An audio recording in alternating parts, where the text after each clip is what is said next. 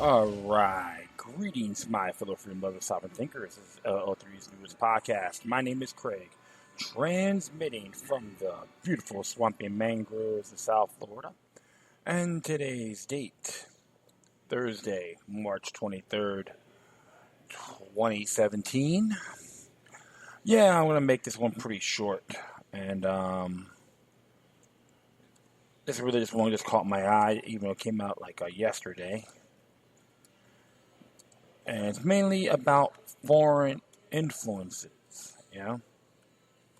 And a very good example is with the lobbying and so forth, and connections and ties. It's funny because this is mainly about Israel, Israeli influences and so forth.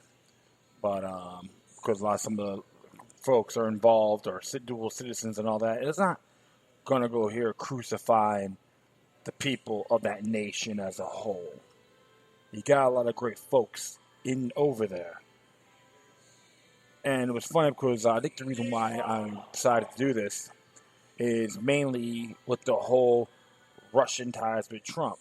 And it's not going around praising the man by anything like that.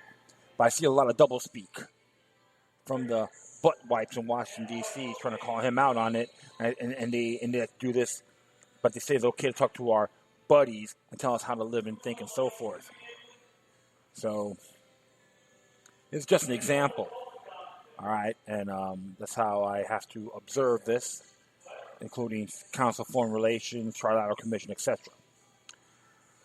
So, actually I am at CJ's Java Lounge, located at 400 Southwest 1st Avenue, or the New River Drive in Fort Lauderdale, right along the New River, nearby the Andrews Avenue Bridge. And yeah, so come on, check it out, folks. Go to support the mom pods. If you get tired of the mainstream corporate coffee shops, come to a local one. CJ's Lounge is one of them. Family run. It's pretty cool.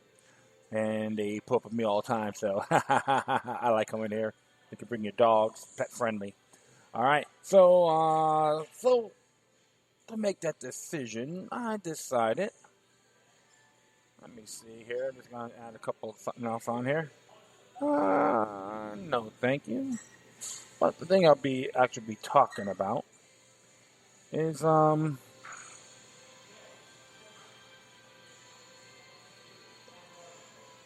neocons. It's criticism neocon thuggery, anti-Semitism. This came out on the 22nd of March evening, 6:27 p.m. And it's by the Council for the National Interest, or acronym CNI. And it's interesting here. It's written by Philip Giraldi. It says here, Max Boot networked his way up the neocon ladder. He was a member of the Neocon Project for the New American Century. Now sits on a heavily neocon council on foreign relations. Yep, another bend over Bob to New World Order, right? Absolutely. He never served in the U.S. military, but likes war. Shows he's probably a Palmologist, right? He co-authored 5 Reasons to Intervene in Syria Now. Well, Max Boot, you sound like a real tough guy. You get your pathetic behind in there and see how superior you are. If not, get yourself a bar of Palmolive soap and go back into your pretentious closet. Well, he is reliable. He's a reliable Russia and Putin basher. Yeah, think for me, right? All right, this one here says here, we have a president who is belligerent towards Iran, who is sending boots on the ground to fight ISIS, who loves Israel passionately, and who is increasing already bloated defense budgets. If one were a neoconservative, what is there is not to like? Yet neocons in the media and escond comfortably in their multitude of think tanks hate Donald Trump. I suspect it comes down to 3 reasons. First, it is because Trump knows who is sticking the knife in his back during his campaign in 2016. He has neither forgiven nor hired them. Nor does he pay any attention to their bleeding, denying them the status that they think they deserve because of their self-promoted foreign policy brilliance. Well, it's the saying with Donald Trump: you don't get mad, get even. I have actually seen him spoke at a show at the Bar Convention Center, Fort Lauderdale, Florida. So I can say that. And second, Trump persists in his desire to do business with Russia. The predominantly Jewish neocons always imagine the thunder of hooves of approaching Cossacks preparing to engage in the pogroms whenever they hear the word Russia. And it's particularly true of Vladimir Putin regime, which is wholly Russia revived, when not musing over how it was always 1938. One is in Munich. Neocons are nearly as unsettled when they think it is 1905 in Odessa. The third reason, the linked to number two, that is having a plausible and dangerous enemy like Russia on tap, keeping cash flowing from defense industries to the foundations and think tanks that the neocons nest in when they are not running the Pentagon and National Security Council. Follow the money, so it is all about special interests combined with the tribal memory, money status, and visceral hatred of Russia. The hatred of Russia runs so deep that a leading neocon, Bill Kristol, actually tweeted that he would prefer a country run by bureaucrats and special interests rather than the current constitutional arrangement. The neocon vendetta was as well neatly summed up in two recent articles by Max Boot. The first is entitled Trump Knows the Feds Are Closing In on Him, and the second is WikiLeaks Has Joined the Trump Administration. In the former piece, Boot asserts that Trump's recent tweets aren't just conspiratorial gibberish. They are erratic ravings of a guilty conscience, and then in the latter, that the anti-American WikiLeaks has become the preferred intelligence service for the conspiracy-addled White House. Max Boot. Now who is Max Boot? Why should anyone care what he writes? Russian-born, Max entered the United States with his family through a special visa exemption under the 1975 Jackson-Vanik Amendment. Even though they were not notably persecuted and only had to prove that they were Jewish, Jackson-Vanik was one of the first public assertions of neoconism, having reportedly been drafted in the office of Senator Henry Jackson by no less than Richard Perle and Ben Wattenberg as a form of affirmative action for Russian Jews. As refugees instead of immigrants, new arrivals receive welfare, health insurance, job placement, English language classes, and the opportunity to apply for U.S. citizenship after only 5 years. Max went to college at Berkeley and received an M.A. from Yale. Boot, a foreign policy advisor to Mitt Romney in 2012, networked his way up the neocon ladder, including the writing for the Weekly Standard commentary, the Wall Street Journal, and the Washington Post. He was a member of the neocon incubator for Project for a New American Century and now sits on the heavily neocon Council on Foreign Relations. Boot characteristically has never served in the U.S. military but likes war a lot.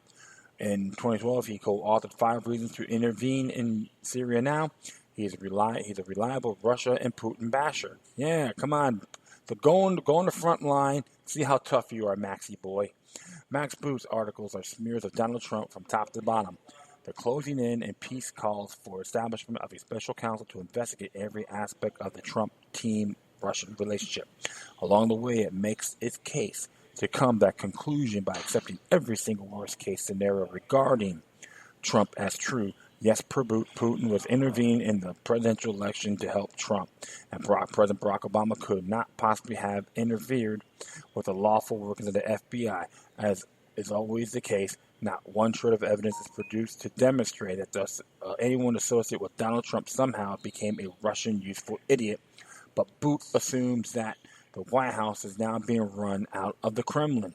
Max is certainly fun to read, but on a more serious note, the National Review is working hard to make us forget about employing the expression neocon because it is apparently rarely understood by the people who use the term. Plus, it implied by not meaning as it is anti-Semitic in nature, something that David Brooks, in an article, pretty much denied that neocons really exist, suggesting 13 years ago when he postulated that it was a shorthand for Jewish conservatives. National Review actually searched hard to find a Gentile who could write the piece One Kevin D. Williamson, who was described a roving correspondent for the magazine, his article entitled Word Games, The Rights Discovered the Deep State. Williamson begins by observing that using neocon despairingly in the post 9/11 context acts either as a kind of catalyst enabling a political reaction that revived a great many stupid and ugly myths about Jewish bankers orchestrating war for profit, or serves as a standby expression for a Jew with politics I don't like. Neocons, Israel, and Iraq. Interestingly, I never heard the Jewish bankers' theory for disparagement of Jewish politics from the many responsible critics who may have been dismayed by the aberrant U.S. foreign policy that has evolved since 2001. I don't know how much money Goldman Sachs has made since the World Trade Center went down, and that is not really the issue, nor the fact that Jews overwhelmingly vote Democratic, which is a party that I don't particularly like. Williamson dodges the increasingly held view that America slid into the abyss when Washington declared war on the entire world and invaded Iraq based on tissues of lies in large part to benefit Israel, which is what matters and why the enabling role of the neocons is important. And one might reasonably argue that U.S. policy since that time has nearly always deferred to Israeli interests, most recently declaring its prime mission at the UN to be protecting Israel, then acting on that premises by forcing the resignation of a senior official who had prepared a report critical of Israel's apartheid regime. I recognize that relatively few Jewish Americans are neocons, that many American Jews are in the forefront in resistance to Israel's inhumane policies. But the reality is that nearly all neocons are Jewish. They are in your face every time you turn on the television or pick up the newspaper. Abrasive and abusive Professor Alan Dershowitz recently proclaimed that Jews should never apologize for Jewish power, saying that it is deserved and granted by God. But I, for one, think it's past time for a little pushback for the rest of us to make Washington protect Americans' interests instead of those of Israel. Neocon cult has been behind the promotion of Israel as well as the serial foreign policy misadventures since 2001. Do the names Pearl, Heath, Wolfowitz, Abrams, Elderman, Ledeen, Senor, Libby, Nullard, and around the government, as well as hosts of others in the think tanks and lobbies like APAC, AIE, WINDAP, PNAC, FPI, FDD, GINSA, and Hudson ring a bell? And do the loud voices in the media, to include Judith Miller, Robert Kaplan, Charles Krauthammer, Jennifer Rubin, Fred Hyatt, Brett Stevens, Bill Kristol, the Kagans, and Podhorties, as well as the entire Washington Post and Wall Street Journal editorial page, suggest any connivance. Connivance, right. They are all Jews and many are connected in terms of their careers, which are heavily networked from the inside to advance them up the ladder, often to include moving between government and the lucrative think tank and academic positions.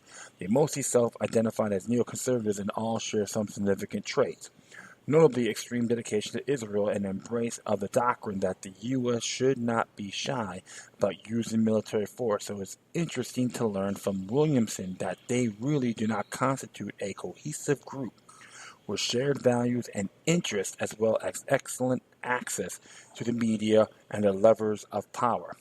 When did you see an expert on the Middle East on television who is not Jewish? Having made this pithy comments and dismissed neoconservatism phobes as bigots, Williamson then wandered off the subject into the deep state, which, like neoconism, apparently is some kind of urban legend being propagated by the poorly informed, for whom these days is identified as Trump supporters. Sumptuous, huh? He argues that the entities that are frequently cited as a deep state, including neocons, actually have quite divergent interests, and it's unlikely that those interests should become identical or aligned. To enable running to other countries is an essentially Palestinian fashion. It is perhaps inevitable that Williamson is confused as he does not recognize how the American deep state differs from that in most other countries. It is perhaps better described as the establishment. Unlike in places like Turkey, it operates largely out in the open and ostensibly legally along a New York-Washington axis that constantly revitalizes itself through the revolving door, allowing the entry of politicians and high government officials who create and enforce the legislation that benefit deep state interests. Its components do indeed have different motives, but they come together in preserving the status quo, which benefits all parties. While little dissent comes from the Fourth Estate as the process plays out, since much of the media and many of the proliferating Washington think tanks that provide deep state's intellectual credibility are also in part of the same malignancy. And yes, quite a bit of today's establishment is Jewish, most particularly financial and legal services, the think tanks, and academia. Many of them support or part of the Neocon persuasion and frequently also of the Israel lobby. The existence of a deep state means that many issues that impact on the citizenry never are discussed as part of the political process, leading to jokes that the United States has one political party with two wings.